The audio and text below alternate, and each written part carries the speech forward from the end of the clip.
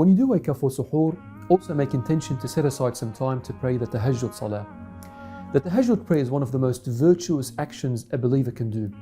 To get out of his bed and call upon his or her Lord in the depth of the night, in the secrecy of their own home.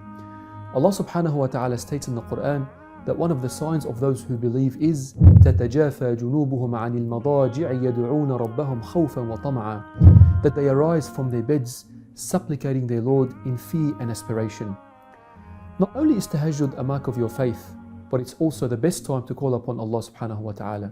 We know this from the authentic narration that in the last third of the night, Allah subhanahu wa ta'ala is closest to his slave and he calls out, "Who is making dua to me so that I can respond to him? Who is asking me so that I can give him? Who is asking for my forgiveness so that I can forgive him?" So wake up for Tәھəjjүd and revive Ramadan.